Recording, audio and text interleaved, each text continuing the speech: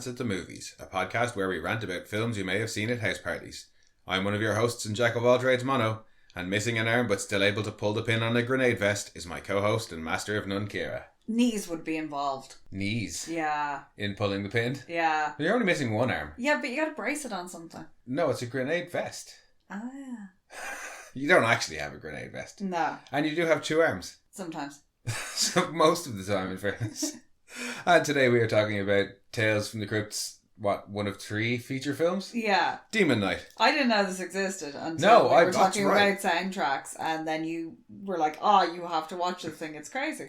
Yeah, when we were on Modern Escapism, talking about great soundtracks to shit films, and I was looking up inspiration, I came across this on one of the lists, and I was like, that did have a good soundtrack. And it's that was a also shame though, because you only ever film. hear these tiny little snippets of the soundtrack in it, and you're like, except for Hey Man, Nice Shot, you hear nearly all that at the yeah, start. but like Cemetery Gates is on there, and especially the bit that they use, if you've never heard Cemetery Gates, you'd just be like, what the fuck is that? Yeah, what is that wailing? It's a good song. Is that part of the sex scene?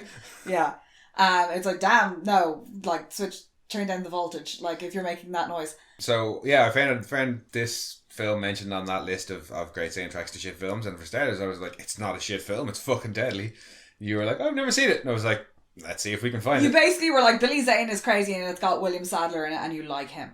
Yeah, and it's gory and over the top, and it is all of those things, and has all of those things. But you should have led with it has CCH Pounder. I forgot it had CCH Pounder. I also forgot it had a very young Jada Pinkett. Before, not yet Smith. I was going to say before she was a wife's name to be kept out of anybody's mouth. She looks exactly the same today. I want all of her skincare.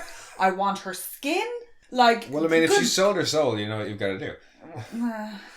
But honestly, like, she is gorgeous. She has not aged a day. No, she hasn't.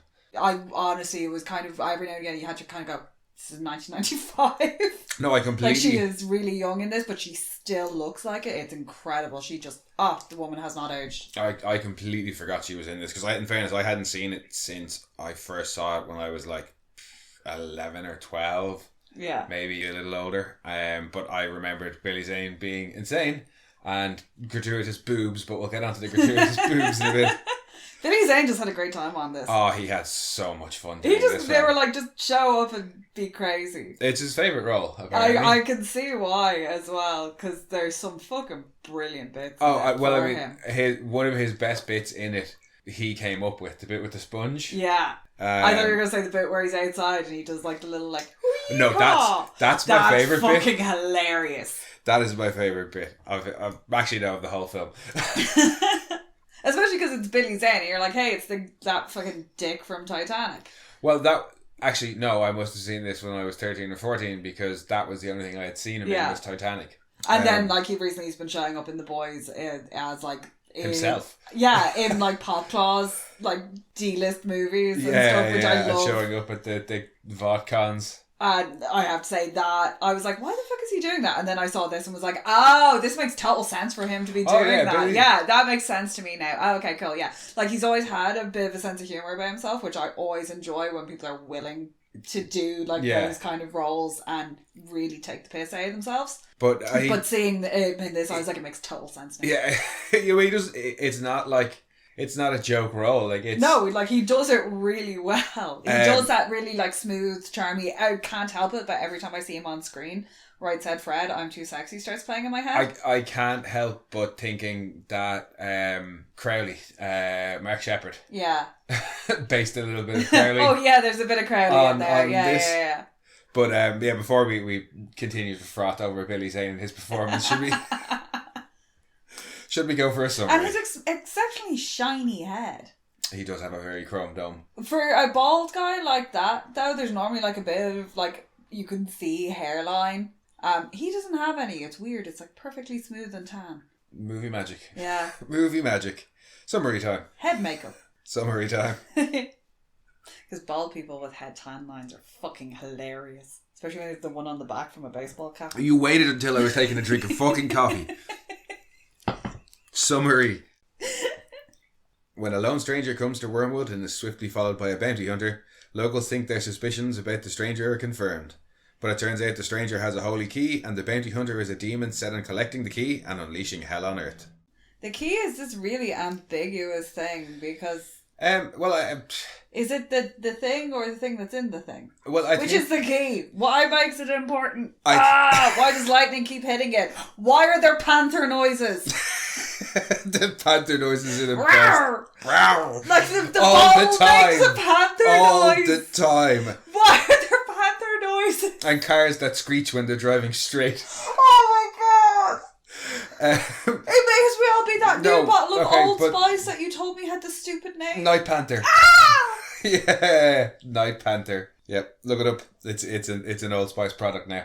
Anyway, back to your original point. I think the key is metaphorical, and the flask is the metaphorical key.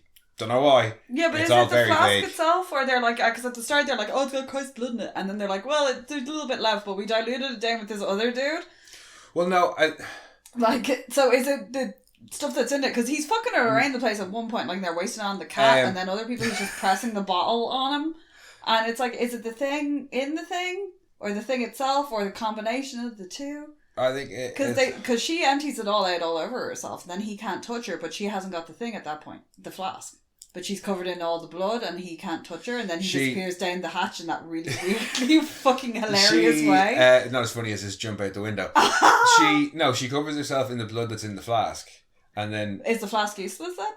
No, she fills it off. She uses fucking Sadler like a tap at the end of the film. She's a little blood tap. She either fills it and then pours it all over herself and fills it up again. So it's being in the vessel that makes it special. No, I think it can only be the blood. Sacrifice type affair thing. Yeah, I think it can only be the blood of the person who is the chosen one, for lack of a better term, the demon knight. Okay. So, because because he's like, William Sadler's Braykers, it's a dude like in when you get the flashback, World War One, fills it up.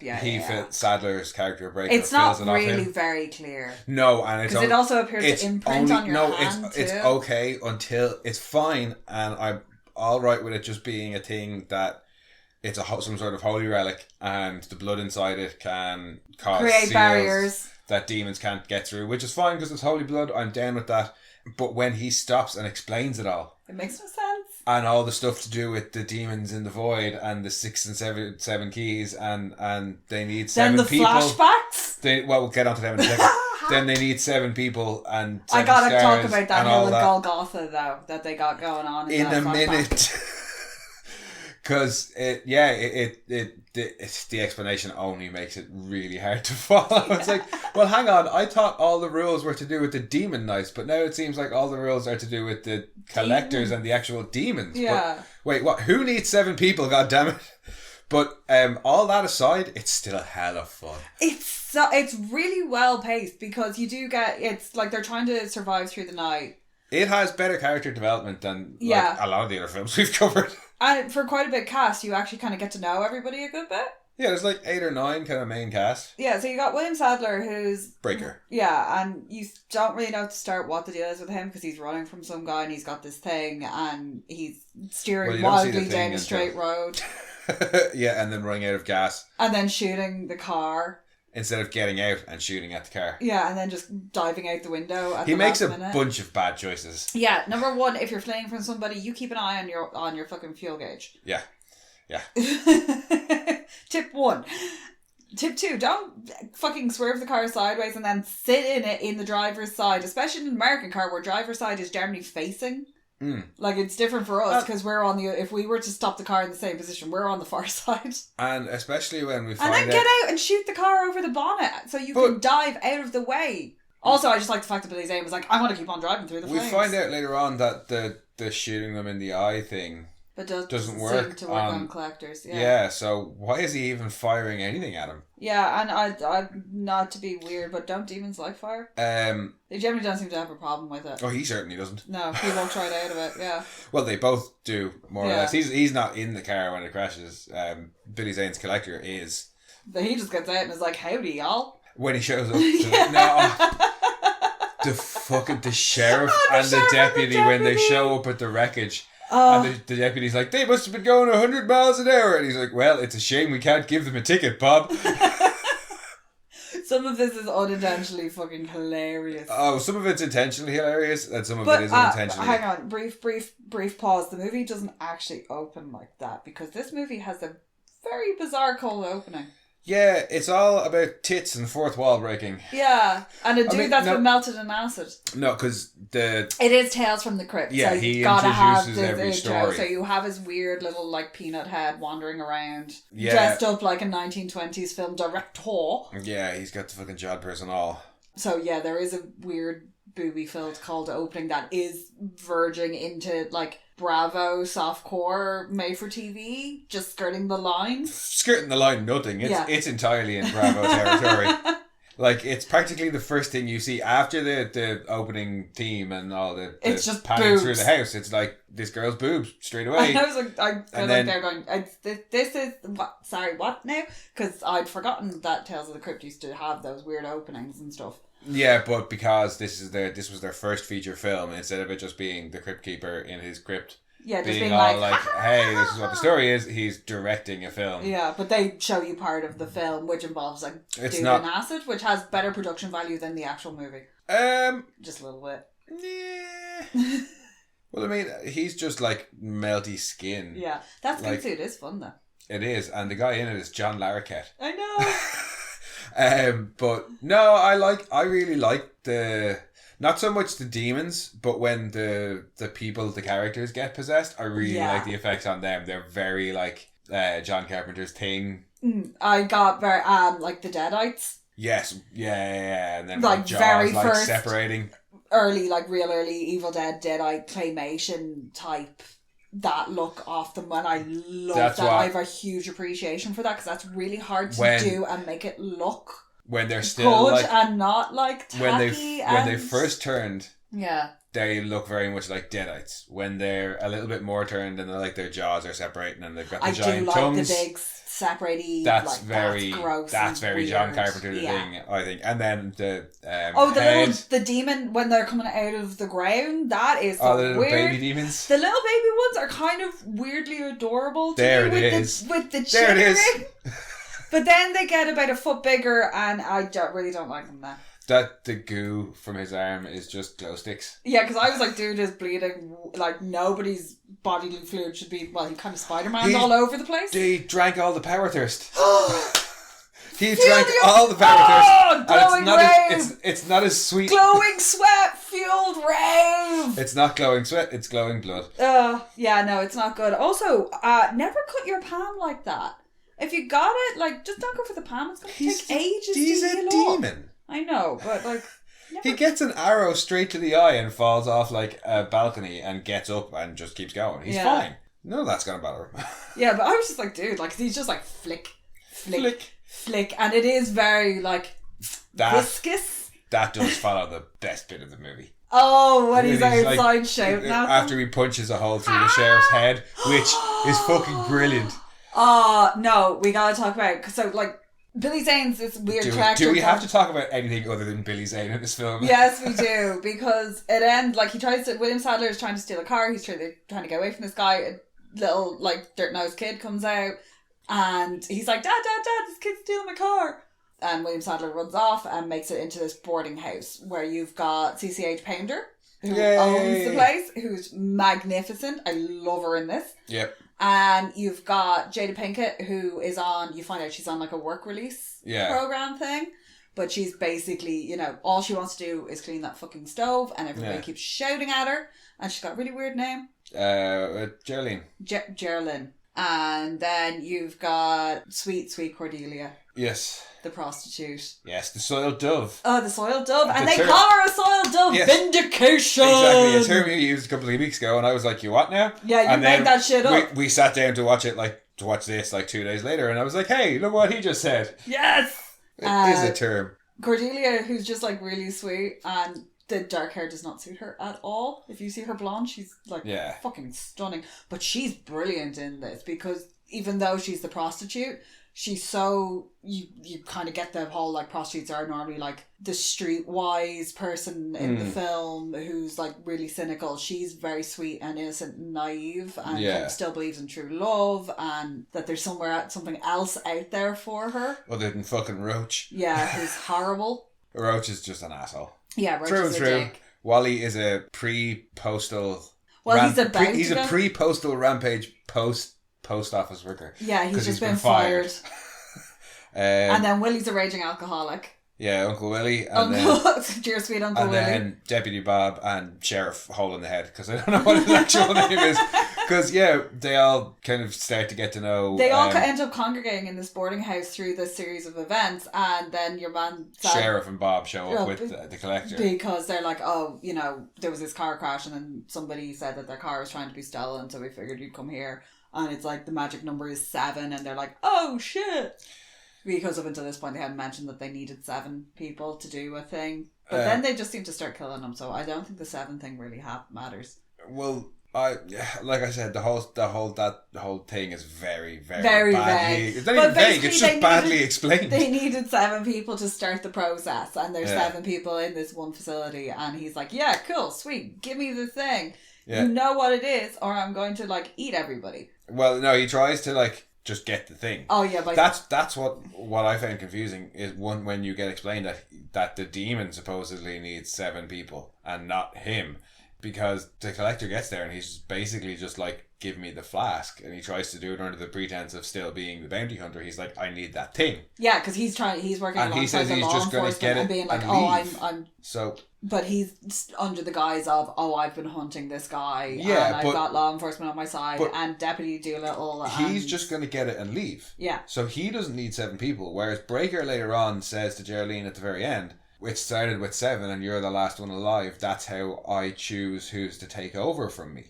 So he needs 7, but when he's giving the explanation, he says that the demon needed 7 people. He's like, that's why I thought it'd be okay when I first came here, because there was only 5 and he needs 7. And it's like, no, he doesn't. You do. Need 7, yeah. But so that's that's a bit that doesn't work. Vague. No, sorry, his whole ploy of trying to just get the flask/key doesn't work, and he punches a hole in the sheriff's head. And then wriggles his arm around for ages trying to get it out. It's one hell of an uppercut, in fairness. But I just love the way but he's just like trying to shake him off, like you're trying to get the end of something off a fork. And then he stands on his chest on the ground and rips the head off and flings it at the deputy. He punches your man first in the... he punches Brayker once. Yes. It's that kind of film. It's fucking deadly. Oh, yeah, because when it starts, it goes fucking balls out mad. Yeah, because up to that point, it's just like, okay, it's Tales from the Crypt, so you know it's going to happen at some point. It's a little bit cheesy. Like, God love him, Roach is giving it socks up there. Yeah, when Bob takes them down. Yeah. So like a cross between a tune-up and a lube job. I don't want to hear about it, Bob. That's when you get Cemetery Gates, is when Bob's going up to get them. Yeah. Like Roach is giving it all he's got, and poor Wally's sitting there looking uncomfortable, and CCH Painter has that great line about should be needing them clean sheets soon. Because guacamole like, she got on them? Yeah, damn guacamole. Yeah. She's like, should be needing them sheets soon. It's just like, oh, yeah, right in the back. But yeah, no. So when it goes, it goes because after that is when he jumps out the window and flips. His weird sideways leap / mannequin being fucked out a window type shot. Yeah, and he grows all the demons out of the puddles. But in between jumping out the window and growing all the demons, he has the best bit of acting in the entire film. No, do you know what that reminded me of? What? Do you remember when Ashley Simpson was on Saturday Night Live and her lip sync track fucked up and she did that weird, awkward little hoedown dance? Vaguely. Yeah, very much like that. That's what the dance reminds me of. The way he says it reminds me of Edgar in in Men in Black. Yeah. And then I realised this was before Men in Black. It's so good. I'll put the clip in. It's just too fucking good not to include the clip. Humans! You're not worth the flesh you're printed on! Fuck this cowboy shit! You fucking ho-dunk, po-dunk, well then there, motherfuckers! All you have to do is give me the goddamn key! Then we could get on with our lives.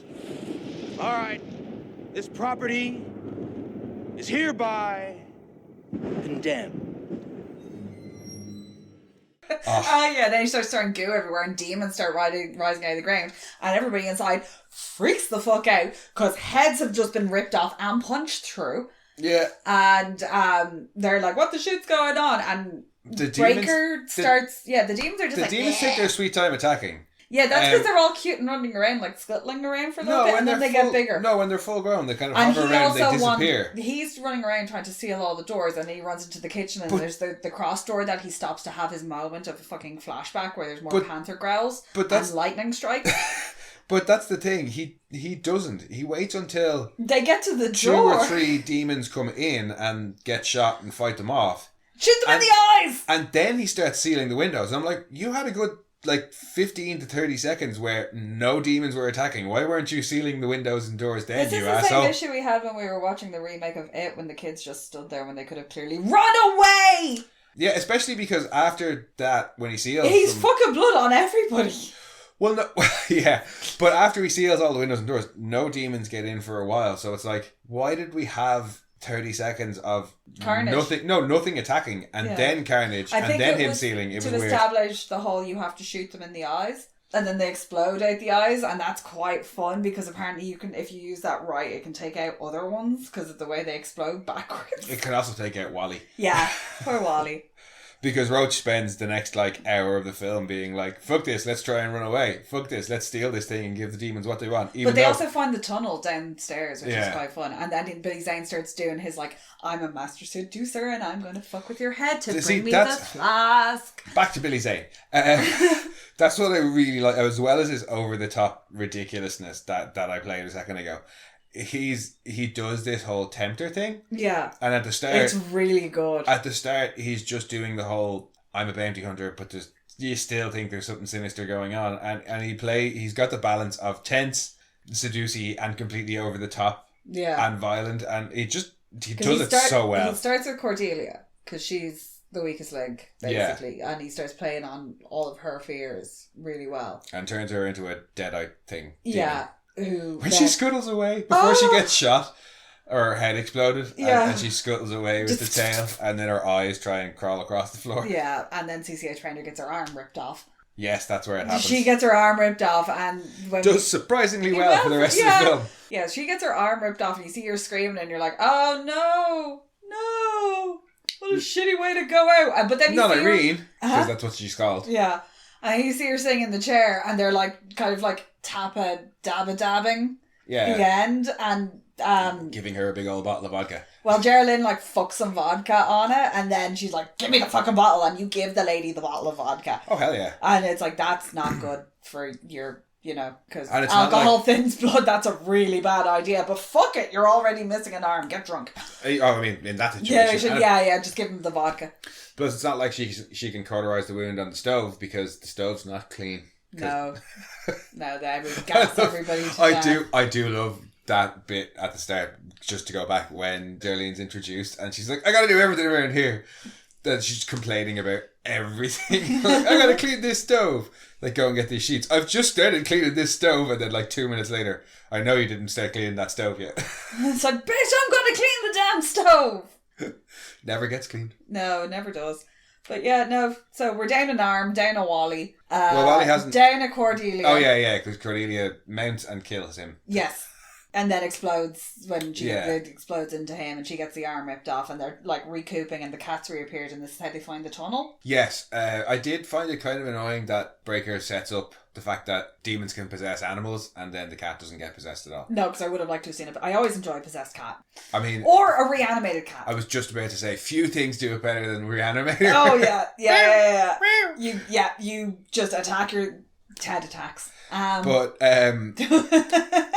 yeah, they find the tunnels, and there's some debate about whether or not to go down the tunnels, and because they're like, oh, it's mining tunnels. And this thing I find really, really weird about America, because this happens in a lot of things. It's like, oh yeah, they're old mining tunnels or old prohibition tunnels that we've just never bothered to. Or old underground. Yeah, we don't have underground shit. That we've never bothered to make safe, and then you hear about sinkholes. Yeah. And it's always into these mad tunnel networks, and it's like, no, we know where there's holes in the ground in this country because it's cool to build a house on top of them. Or major infrastructure. So we never had any kind of underground infrastructure. No, like, but so that whole thing, like, really, I always find really bizarre. Where they're like, oh yeah, it's just mine shafts and mine tunnels that have just been abandoned. That's randomly linked to the basements of fucking hotel. Well, it was an old church, but yeah, just crisscross the area. It's like, okay. And there's no warnings anywhere, nothing marked. Yeah, but they go. That seems safe. They eventually go down the tunnels and they find Danny of the eyes. No. In fairness, that kid has seen some shit. The eyes are probably. That kid has absolutely seen some shit. The eyes is just like he's going. What the fuck is going on? More? Oh no. And I mean, that poor kid though. The lads on Hallmark of Greatness who did land check, and they were talking about your one's eye acting and her eyebrow acting. The eyebrow acting, your one who was like, I don't know what, that power suit with the eyebrow in the monitor. Yeah, this is up there with some similar level of eye acting. Yeah, although nothing will ever beat the shark in the tiny tank in the lab. Land check is. Land check is another thing altogether. Like, there's good, bad. You think it's a good, bad film. Me, I do, because I can see how terrible it is. Because everybody. Well, no, it is absolutely terrible. I just love it because everybody tries so hard in it. No, they don't. They're doing their best, but I love the captain. Nobody was doing. Okay, the captain is my favorite. Maybe the guy who was the main actor tried a little bit, but nobody else did. Oh, nobody else did. Them. No, you hear that, Joe and Planty? I'm with you, and Ciara's on her own. It's terrible. I applaud like people putting themselves out there and trying something. It wasn't great, but there was some sort of good idea in there.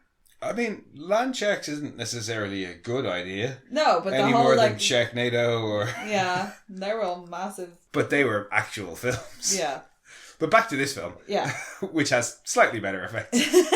No, I really enjoy this because this is supposed to be that kind of slightly schlocky. Not kind of slightly, it is schlocky. Yeah, and we love it for it. And it does it really, really well. So you can look like it's aged incredibly well because it still looks like it's supposed to, because it wasn't supposed to look like fucking stunning anyway. Yeah. It still looks really, really good. Yeah, and you could tell that's a miniature church exploding at the end, but who cares? It's supposed to be a B-movie, and it has that whole look and feel, but it's just done so well. And, suspension of disbelief will take you quite far. Yeah. And eyeballs crawling across the floor. I was like, yeah, cool. And then they're like, shoot the eyeballs! And they know when Willie turns later on and he gets decapitated. Willie's fantasy. Oh, when it's an hour into the film, here you go, you've waited, have some more tits. Yeah, here's a whole load of them.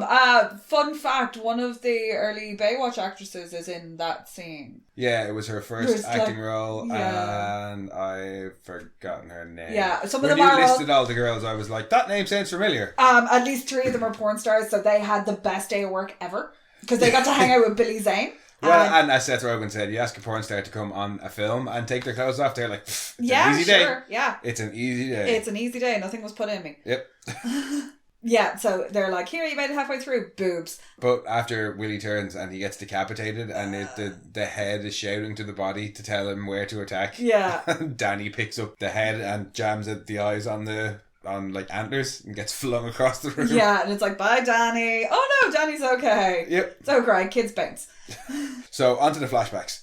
The panthery flashbacks that got the whole... Geez, I know Golgotha is supposed to be the Hill of Skulls, but, metaphorically, not like fucking set a Terminator. I just, why? The 2 demons with the long hands and they're going, give me it, and then there's lightning and panther growls. One of them's supposed to be a collector. Yeah. It's supposed to be like an early and he's collector. trying to get it, and then there's blood, because Jesus is all nailed up there. I think point of commendation. It's through the wrists. What is? Oh, the crucifixion. Yeah. It's through the wrists. But it's also through the ankles to the side of the cross as well, which I appreciate because you cannot hang somebody the other way. It's been proven. Yes. Sorry.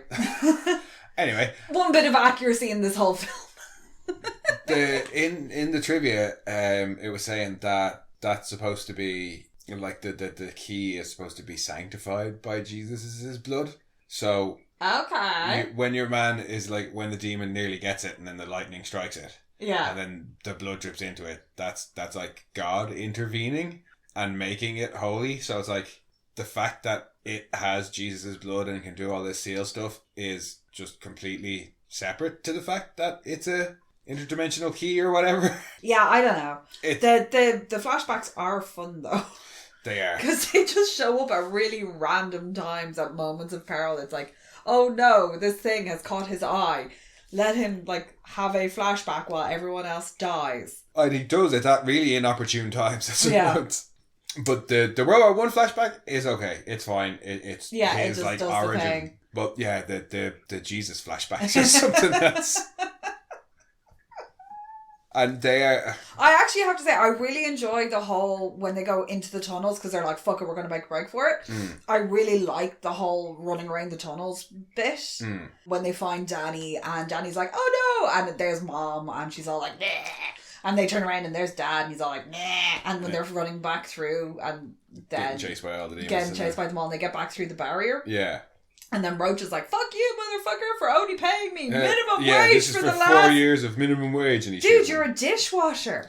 He's a dickhead. Yeah, but then he like explodes everybody and breaks down the barrier and they get chased. And I'm like, damn, like, what's her name, Elaine? CCA's playing her. I've forgotten what the actual character's name is. Irene. For a lady that lost an arm, she is fucking bounding up them stairs. And she's like, yeah, the vodka's kicking in. It's like, yes, it is, lady.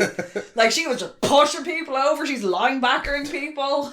There was apparently, and confusingly, supposed to be flying demons in the tunnels. How would that work? Yeah. Because it's a big open, like it's supposed to be a church, so it's a big open thing with like a big skylight. So flying demons in that main section? No, in the tunnels. Yeah, no. Scotty demons in tunnels. There was on the roof. There was a novelisation. Oh God. And the novelisation seems to have been based on an earlier version of the script, and they get attacked by flying demons in the tunnels. As is generally the way that they get the early script for that when you get novelizations of movies. And also it wasn't originally Tales from the Crypt feature either. It was a script that had been knocking around. And they went, it didn't come from, because most of their stories come from the old EC comics. But they were like, yeah, this kind of fits. It doesn't have the usual kind of like play on morals that they often have. No, but it does. It kind of does with the choosing of the final one. Oh no, but they have it in a very they've shoehorned that in. Oh no, but they have it in a very scary door kind of way on the show.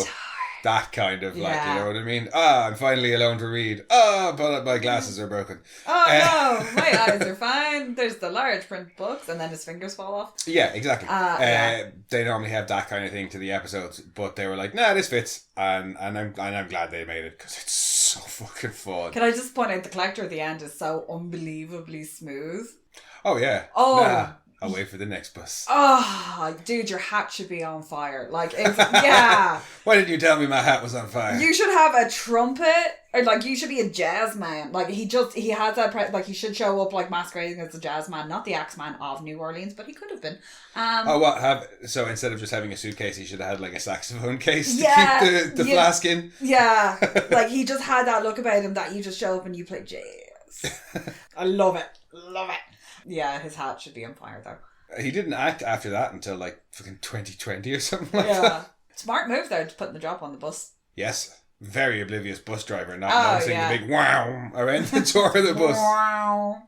And he could have just like jumped through the window of the bus. So he doesn't know which person it is, but... Yeah, no, it only seems to be like one collector at a time and one demon knight at a time. No, I was going to say it only seems to be one like portal at a time that they can seal. Oh yeah, no, but that's what I'm saying. He could have just jumped through one of the windows on the buses. Yeah, but then he's just like, I'm not going to make... He's just chasing around for it. Yeah. It seems we don't know how well the collector radar seems to work. Pretty well, because he seemed to show up immediately. Yeah. Because I was like, before with like... Do you just respawn in the last place you died but in a new body? Yeah, that's kind of how it seemed. He's like, hey, I had a new guy! Because it kind of seemed like the way Braykers talking, it's kind of like, you know, he's closing in because now is the time for that, and like now is their opportunity. Yeah. But this guy shows up. Mystical bullshit. Yeah, and then this guy shows up straight away. So it's like, oh no, Geraldine's literally got to spend her life constantly running from this guy. And not only until the fucking tattoos on her hand move into place, and she gets to pick 7 people kill 6 of them, and die herself so that the next person can get chosen. Like, on what? top of breaking her like parole agreement and having an active warrant out against her. So yeah, well done for her. That's a great life. Yay! Yeah, and a potentially immortal life of constantly being on. Yeah, because he came into possession of it in what 19. Did he say like 1913 or 1917? So he's nearly 80 years. He's been on the run constantly until his the jeans tattoos aren't all nearly moved dirty in. enough. I don't think he's been in the same clothes the whole time. That's probably a bit much. No, but like when you're on the run, you'd expect everything to be kind of worn. It was the same thing I had with vampires, where I was like, things should be worn and soft, and you're chasing. Oh, but vampires. they had that Vatican money. Yeah, they did have that good, sweet Vatican money. They had that Vatican money. Yeah. He doesn't have that. So things that should look like that, bit more worn and like. It's a good point, tough actually. Wearing. Why isn't like if that happened to me? I'd be straight to the nearest church. Hi, help. Fucking Vatican. Yo. Yeah, never mind the church. Straight to the Vatican, being like, "Hey, so here's the story. Do any of you know about this whole 7-key apocalypse thing? You know that vault thing you keep telling everybody you don't have, but it's really down there past the Golgomets? Yeah. Put that there. Where's the Spider Queen? Here, take this. Yeah, like the Great Queen Spider. The Great Queen Spider. Go to the Vatican and be like, "Hey, I've got this super holy relic filled with Jesus' blood. Don't believe me? Well, hang on until this demon guy shows up and I'll prove it to you. Yeah. Now, help protect me, please." Yeah, this is kind of what you're supposed to do. Would have made for a less fun film, though. Yeah. No, Demon Siege of the Vatican. That would have been a fun film. That would have been an entirely different film. Yes, it would. But what about things that we particularly liked? This is so stupid. It's so stupid fun. It is, but that's what I really like about it. Like, it is just silly. Yeah. Like, you can ignore all the weird shit that's got the non-making sense. Most of it didn't bother me at all until I was sitting down to like write notes and talk about it, and I was like, "Hey, this doesn't add up," but I don't care. But there's one or two scenes in it in particular. There's one we were talking about earlier where they're coming around the balcony. The monster after bits. Dickhead breaks the seal. After he breaks the seal and gives it over, and Billy Zane has the sponge in the mouth, which is just so fucking funny. And he's like, "Here you go." Where they're coming around the balcony, it really, really reminds me of the slow-mo shots of the werewolves coming down the corridor in Dog Soldiers with the light coming in around it. There's that moment I was just like, ooh, pretty shot. Now, not something you'd expect in that. Now, the director, as well as having a shitload of credits, seemed to get his start in cinematography, including doing the cinematography for Malcolm X. So yeah, he started as a cinematographer.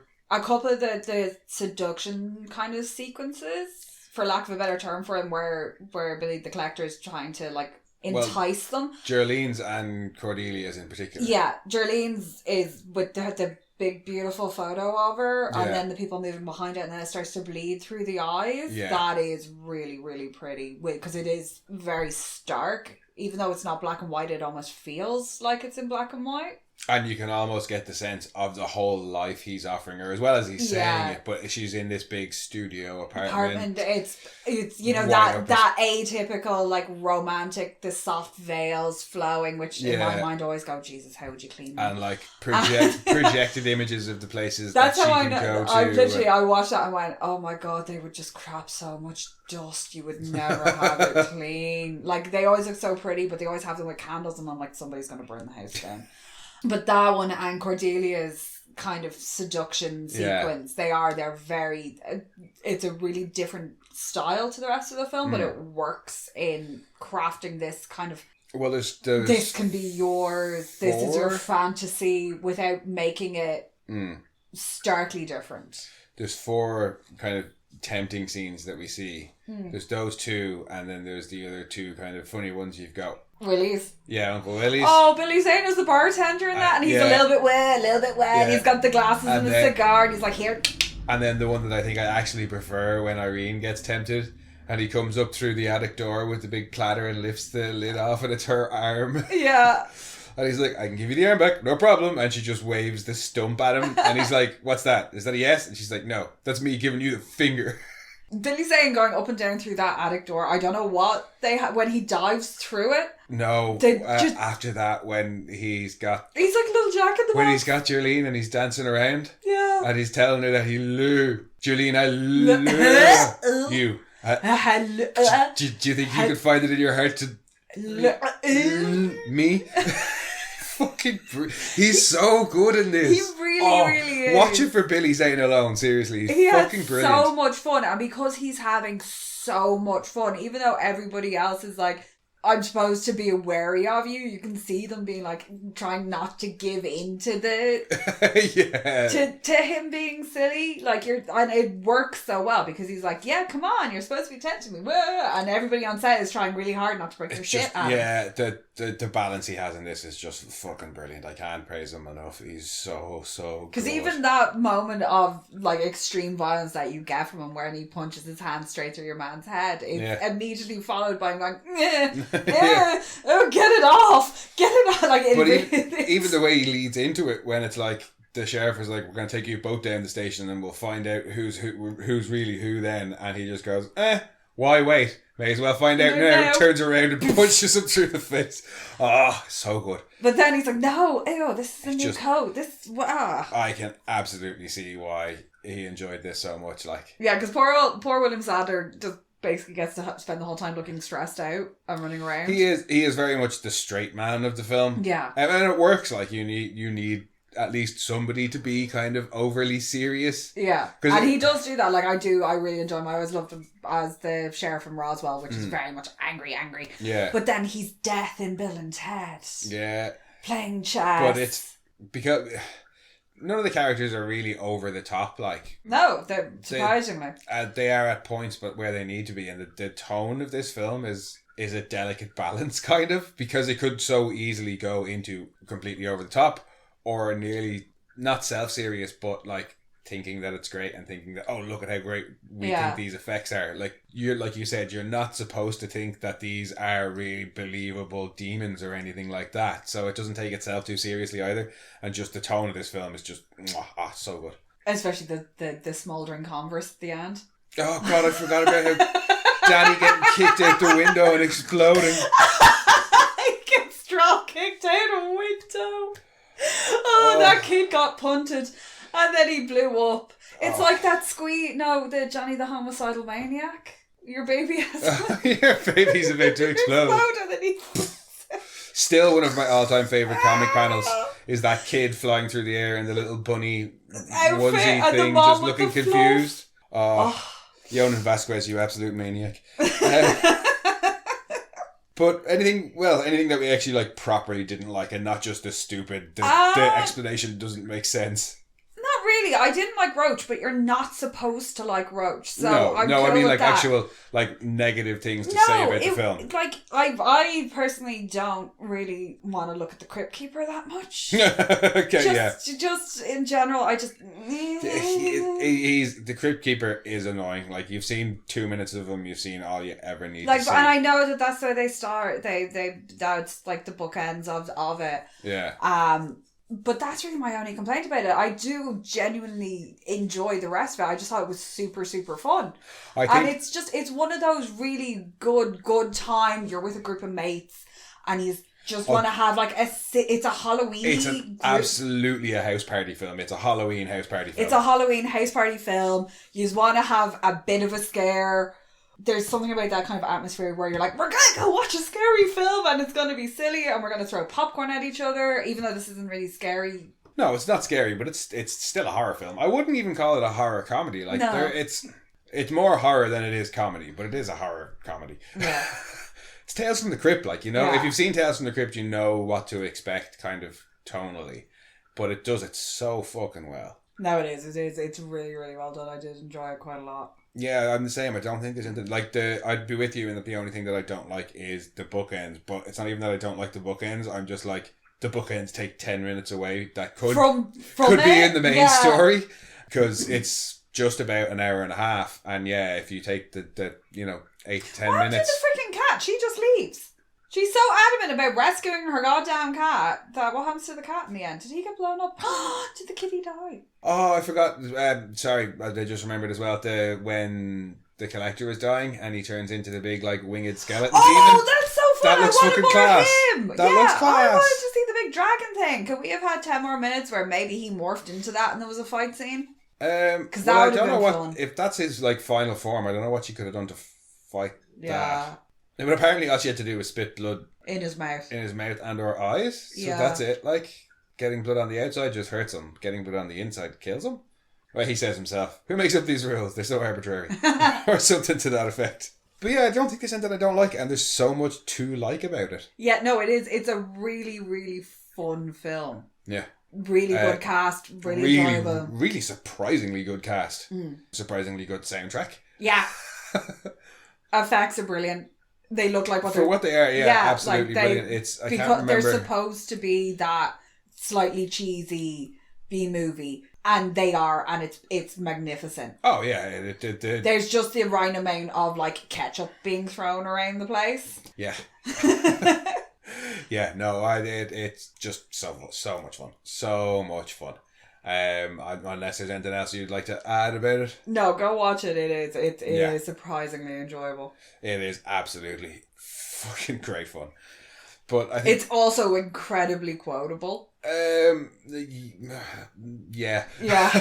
Yeah, there are some good lines in it. There's some silly lines in it. Yeah. Thankfully, there's no ridiculously like bad lines in it. There's no like, oh god, they used an F slur, or oh god, they fucking that didn't age well. Nobody's like slapping anybody. Cordelia gets called a whore at one point, but it's Roach, and then Roach he very swiftly gets his comeuppance. So you're not supposed to like Roach, so it fits with his character. Yeah, he's the only. And everyone comes to Cordelia's defense after that as well, which is nice. Like they all rally around Cordelia and don't make any less of her because she's a soiled dove. They don't make any less of Wally for losing his job or Willie for being an alcoholic. So yeah, no, it's great. It's great. Go watch it. And as for us, we will be back next week with our As Forever undecided film. And in the meantime, if you want, you can head back and check out our previous episodes or our other podcast, Mono Rants the Boys. Or you can come and chat with us on Twitter at RantsMono, on Instagram at monorants_the_boys. Or you can send your own rants to monorantspodcast@gmail.com. And we'll catch you all next week. Bye bye.